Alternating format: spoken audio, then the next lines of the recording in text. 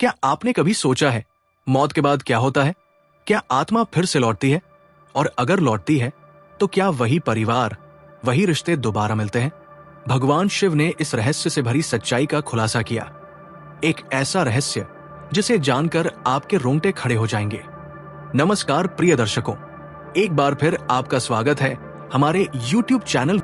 प्रिय दर्शकों, आज हम एक नई कहानी, एक नया वीडियो लेकर आपके समक्ष उपस्थित हुए हैं। आज की जो कथा है वो अत्यंत ज्ञानवर्धक और प्रेरणादायक है।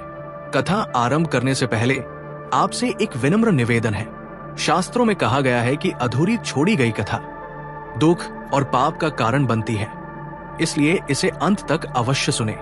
और अगर आप अपनी माँ से सच्चा प्रेम करते हैं तो इस वीडियो को लाइक करें, हमारे चैनल को सब्सक्राइब करें और कमेंट में माँ लिखकर अपना समर्थन दें। तो आइए बिना किसी विलंब के आरंभ करते हैं आज की प्रेरणादायक कथा। हिमालय की गोद में स्थित कैलाश पर्वत की चोटी पर बर्फ की सफेद चादर चमक रही थी। आकाश में नीलकंठ पक्षी मंडरा रहे थे और दूर से मंद मंद मृदंग की आवाज गूंज रही थी। इसी पवित्र स्थान पर भगवान शिव अपनी प्रिय पत्नी पार्वती के साथ विराजमान थे। उनके चारों ओर प्रकृति का अद्भुत सौंदर्य था और वातावरण आध्यात्मिकता से परिपूर्ण था। माता पार्वती ने अपने केशों को संवारते हुए देवाधिदेव महादेव से पूछा, हे नाथ, मेरे मन में एक प्रश्न है। आप सृष्टि के नियंता हैं, समस्त ज्ञान के भंडार हैं। मैं जानना चाहती हूं कि क्या मनुष्य की आत्मा मृत्यु के पश्चात उसी परिवार में फिर से जन्म ले सकती है? भगवान शिव ने अपनी गहरी गंभीर आवाज में उत्तर दिया, हे गिरिजा, ये एक गहन प्रश्न है। संसार में जीव जंतु, पशु पक्षी, मनुष्य सभी जन्म और मृत्यु के चक्र में बंधे हुए हैं। ये चक्र अनादि काल से चल रहा है और अनंत काल तक चलता रहेगा। प्रत्येक जीव अपने कर्मों के अनुसार नया जन्म प्राप्त करता है, परंतु हे पार्वती, कुछ विशेष परिस्थितियों में आत्मा अपनी इच्छा, मोह या अपूर्ण कार्य के कारण उसी परिवार में पुनः जन्म ले सकती है। जब कोई आत्मा अपने परिवार से अत्यधिक जुड़ाव रखती है, जब उसके मन में अधूरी इच्छाएं होती हैं, या जब उसका कोई कार्य अधूरा रह जाता है, तब वो आत्मा उसी परिवार में लौटने का प्रयास करती है। पार्वती ने विस्मित होकर पूछा, हे नीलकंठ, क्या ऐसा संभव है? क्या आप मुझे इसका कोई उदाहरण बता सकते हैं? शिव ने मुस्कुराते हुए कहा, हाँ देवी, मैं तुम्हें एक कहानी सुनाता हूँ। ये कहानी एक परिवार की है जिसमें 3 पीढ़ियों तक आत्माओं का पुनर्जन्म होता है। इस कहानी के माध्यम से तुम समझ पाओगी कि कैसे आत्माएं एक ही परिवार में जन्म लेती हैं और कैसे कर्म का चक्र चलता रहता है। विक्रमपुर एक समृद्ध नगर, वहां के बड़े मंदिर के पास रामचंद्र शर्मा का घर था। रामचंद्र जी धर्मपरायण व्यक्ति थे, संस्कृत के विद्वान और मंदिर के मुख्य पुजारी भी थे। उनकी पत्नी कमला देवी भी धार्मिक प्रवृत्ति की थी। दोनों का जीवन सुखमय था, लेकिन इस सुख में एक कमी थी, संतान सुख। वर्षों तक प्रतीक्षा करने के बाद भी उन्हें कोई संतान नहीं हुई। एक दिन मंदिर में पूजा करने के बाद रामचंद्र को अचानक एक साधु का दर्शन हुआ। गेरुए वस्त्र पहने, जटाधारी वो साधु दिव्य प्रकाश से आभासित हो रहा था। उसने रामचंद्र की ओर देखा और कहा, पुत्र, मैं तुम्हारी व्यथा देख रहा हूं। तुम्हारे घर शीघ्र ही एक पुत्र का जन्म होगा जो असाधारण प्रतिभा का धनी होगा। लेकिन एक बात याद रखना, हर वरदान के साथ एक परीक्षा भी होती है। रामचंद्र ने झुककर साधु के चरण स्पर्श किए। महाराज, आपकी कृपा अपार है, मैं आपके वचनों का सम्मान करूंगा। साधु ने फिर कहा, तुम्हारे पूर्व जन्म में तुमने एक गरीब परिवार से धन उधार लिया था जिसे चुकाना बाकी है। उस कर्ज की वजह से वो परिवार कष्ट में है। तुम्हारा पुत्र उसी आत्मा का अवतार होगा जो तुमसे वो कर्ज वापस लेने आएगा। रामचंद्र सहम गए। महाराज, मुझे क्या करना चाहिए? अपने पुत्र को प्रेम और सम्मान देना, उसकी हर इच्छा पूरी करना और जब समय आए उसे अपने कर्तव्य का पालन करने देना। यदि तुम ये करोगे तो तुम्हारी आत्मा भी शांति पाएगी। साधु की बातें सुनकर रामचंद्र ने सब कुछ अपनी पत्नी को बताया। कमला देवी भी आश्चर्यचकित थी, लेकिन उन्होंने इसे ईश्वर की लीला मानकर स्वीकार कर लिया। 9 माह बाद उनके घर एक सुंदर बालक का जन्म हुआ। बालक के जन्म के समय आकाश में बिजली चमकी और बादल गरजे, मानो प्रकृति स्वयं इस जन का स्वागत कर रही हो। बालक का नाम रखा गया सुरेश। सुरेश बड़ा होकर असाधारण प्रतिभाशाली निकला। छोटी उम्र से ही वो संस्कृत के श्लोक और वेद पुराण याद करने लगा था। लेकिन उसके स्वभाव में एक अजीब बात थी, वो हमेशा धन के प्रति आसक्त रहता था। जहां भी जाता वहां से कोई न कोई वस्तु उठा लाता था। रामचंद्र इस स्वभाव को देखकर चिंतित थे, लेकिन साधु के वचन याद करके वे चुप रहते थे। सुरेश जैसे जैसे बड़ा होता गया, उसकी धन के प्रति आसक्ति भी बढ़ती गई। वो अब चोरी छिपे धन इकट्ठा करता और छिपा कर रखता था। एक दिन रामचंद्र ने उसे सीधे टोक दिया, बेटा, ये क्या कर रहे हो तुम? हमारे परिवार में कभी किसी ने चोरी नहीं की। सुरेश ने क्रोध से कहा, पिताजी, आप नहीं समझ सकते। मुझे जो कुछ मिल रहा है वो मेरा ही है। पिछले जन्म में आपने मेरे परिवार से बहुत धन लिया था और कभी लौटाया नहीं। आज मैं वो कर्ज वसूल रहा हूं। रामचंद्र स्तब्ध रह गए। साधु के वचन उन्हें याद आ गए। उन्होंने शांति से कहा, बेटा, तुम्हारा कहां सत्य है। मेरे पास जो कुछ है वो सब तुम्हारा ही है, लेकिन इस तरह चोरी छिपे नहीं, खुलकर ले लो। सुरेश की आंखों में आंसू आ गए। उसने कहा, पिताजी, मैंने आपको कभी समझा नहीं। मेरे पिछले जन्म में आप एक धनवान व्यापारी थे और मेरा परिवार गरीब किसानों का था। आपने हमसे धान खरीदा था, लेकिन पैसे कभी नहीं दिए। उस कर्ज के कारण मेरे परिवार को भूखा सोना पड़ा और अंततः हमारी जमीन भी चली गई। मैं मरते समय आपसे बदला लेने की इच्छा लेकर मरा था, इसलिए मैं आपके पुत्र के रूप में जन्मा हूं। रामचंद्र फूट फूट कर रोने लगे। क्षमा करो मुझे पुत्र, मैंने अनजाने में जो अन्याय किया उसके लिए मैं प्रायश्चित करना चाहता हूं। उस दिन रामचंद्र ने अपनी सारी संपत्ति का एक बड़ा भाग दान कर दिया। उन्होंने सुरेश से वादा किया कि वे अपने शेष जीवन में गरीबों की सेवा करेंगे। सुरेश भी बदल गया। उसके मन का क्रोध, बदले की भावना सब शांत हो गई। उसने कहा, पिताजी, आपके इस सच्चे प्रायश्चित ने मेरी आत्मा को शांति दी है। अब मैं भी आपके साथ समाज सेवा में अपना जीवन समर्पित करूंगा। वर्षों बीतते गए। सुरेश ने अपने पिता की तरह ही मंदिर में सेवा आरंभ की और संस्कृत का अध्यापक बन गया। वो विद्वानों की सभा में सम्मानित होता था। लेकिन एक दिन एक भयानक महामारी फैली और सुरेश इस महामारी की चपेट में आ गया। मृत्यु शैया पर लेटे हुए उसने अपने पिता का हाथ थामा और कहा, पिताजी, मैं जा रहा हूं, लेकिन एक बात का वादा करता हूं, मैं फिर आऊंगा इसी परिवार में आपके अधूरे कार्य को पूरा करने के लिए। गरीबों और जरूरतमंदों की सेवा का जो संकल्प हमने लिया था उसे पूरा करूंगा। प्रतीक्षा करना मेरी। और सुरेश की आंखें हमेशा के लिए बंद हो गई। रामचंद्र और कमला देवी शोक में डूब गए, लेकिन पुत्र के अंतिम वचनों ने उन्हें एक नई आशा दी। सुरेश की मृत्यु के बाद से रामचंद्र और कमला देवी का जीवन एकाकी हो गया था। दोनों का शेष जीवन मंदिर की सेवा और समाज कल्याण में व्यतीत होता था। रामचंद्र ने अपनी संपत्ति से एक धर्मशाला बनवाई, जहां गरीब यात्री निःशुल्क ठहर सकते थे और भोजन कर सकते थे। कमला देवी ने एक पाठशाला खोली, जहां निःशुल्क शिक्षा दी जाती थी। समय अपनी गति से बीतता रहा। रामचंद्र और कमला देवी भी वृद्ध हो गए। अब उनकी देखभाल करने वाला कोई नहीं था। उन्हीं दिनों रामचंद्र के छोटे भाई विष्णुदत्त का परिवार विक्रमपुर आ बसा। विष्णुदत्त बहुत वर्षों से दूसरे शहर में रहते थे, लेकिन अब वे अपने बड़े भाई की देखभाल के लिए लौट आए थे। विष्णुदत्त के पुत्र गोपाल की शादी हाल ही में हुई थी और उनकी पत्नी राधा ने रामचंद्र और कमला देवी की सेवा का बीड़ा उठा लिया।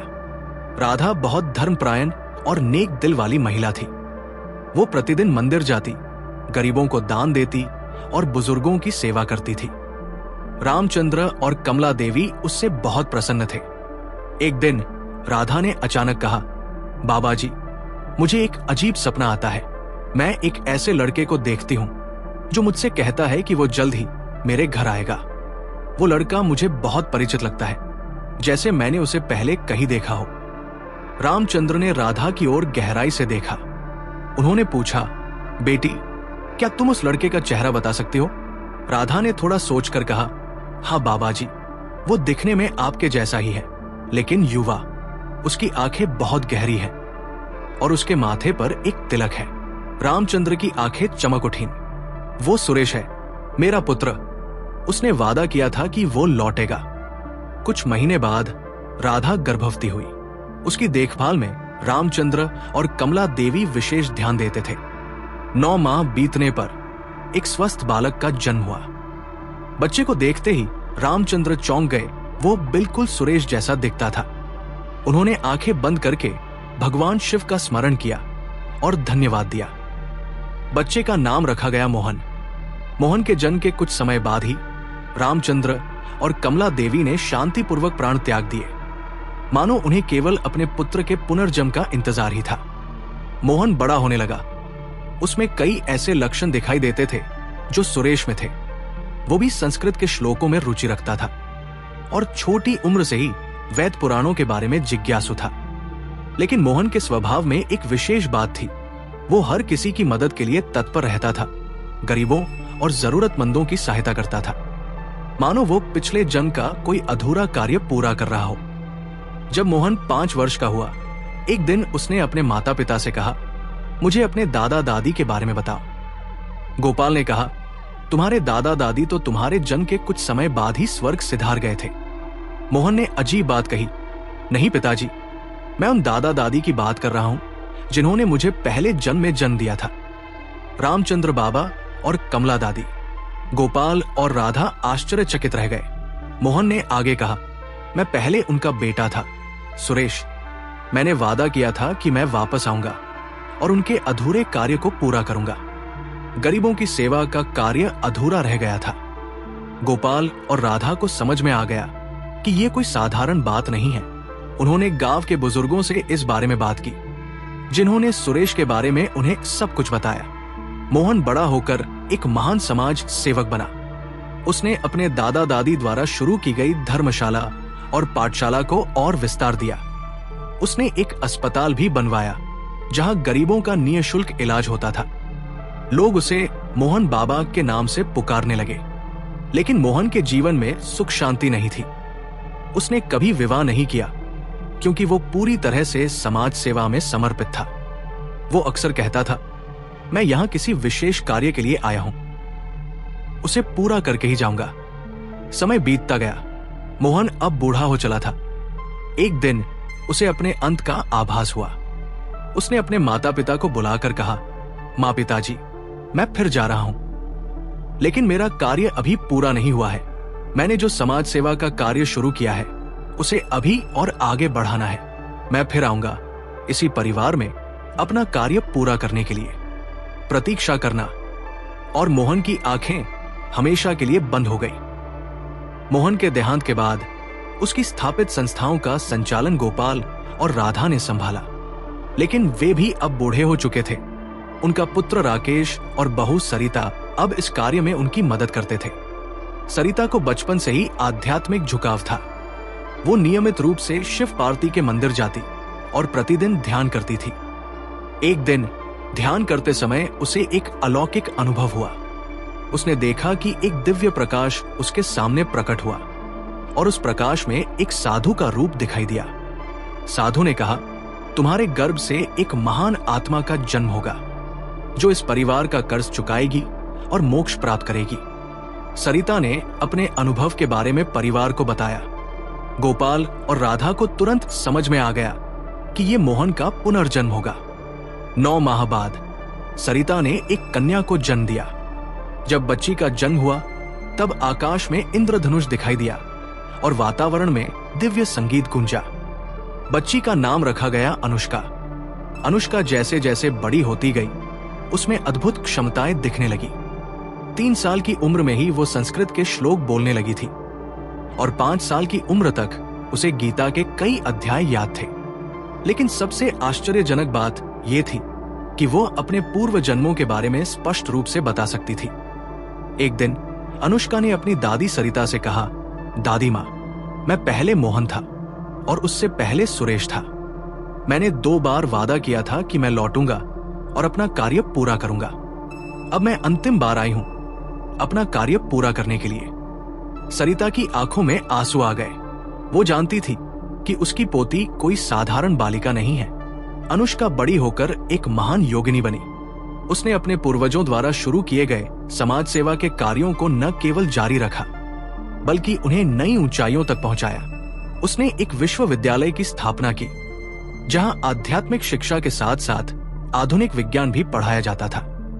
उसने एक बड़ा अस्पताल भी बनवाया, जहां हजारों लोगों का निःशुल्क इलाज होता था।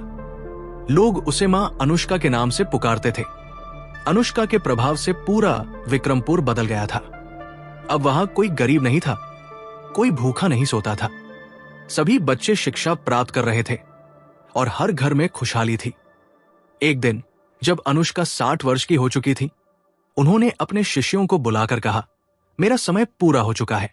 मैंने अपने 3 जन्मों में जो कार्य शुरू किया था वो अब पूरा हो चुका है। अब मैं मोक्ष की ओर जा रही हूं। तुम सब इस कार्य को आगे बढ़ाना। उस रात अनुष्का ध्यान में बैठ गई। अचानक उनके शरीर से एक दिव्य प्रकाश निकला और आकाश में विलीन हो गया। उनके शरीर पर मंद मंद मुस्कान थी और उनका शरीर कमल के आसन में स्थिर था। अनुष्का ने मोक्ष प्राप्त कर लिया था। भगवान शिव ने अपनी कथा समाप्त की और माता पार्वती की ओर देखा। पार्वती की आंखों में आंसू थे। पार्वती ने पूछा, हे नाथ, क्या यह कहानी सत्य है? शिव ने कहा, हाँ देवी, ये सत्य कथा है। ये दर्शाती है कि कैसे आत्माएं अपने कर्मों, वादों और अधूरे कार्यों के कारण एक ही परिवार में पुनर्जन्म लेती है। पार्वती ने फिर पूछा, लेकिन प्रभु, क्या हर आत्मा इस तरह पुनर्जन्म लेती है? शिव ने शांत स्वर में उत्तर दिया, नहीं देवी, केवल वही आत्माएं पुनर्जन्म लेती हैं जिनका कर्म अधूरा रह जाता है, जिनके मन में मोह और आसक्ति होती है, या जो किसी विशेष कार्य के लिए अवतरित होती है। जैसे सुरेश, मोहन और अनुष्का की आत्मा 3 बार एक ही परिवार में जन्मी ताकि वो अपने कर्म को पूरा कर सके। और क्या ऐसी आत्माएं अपने पूर्व जन्म को याद रख सकती हैं?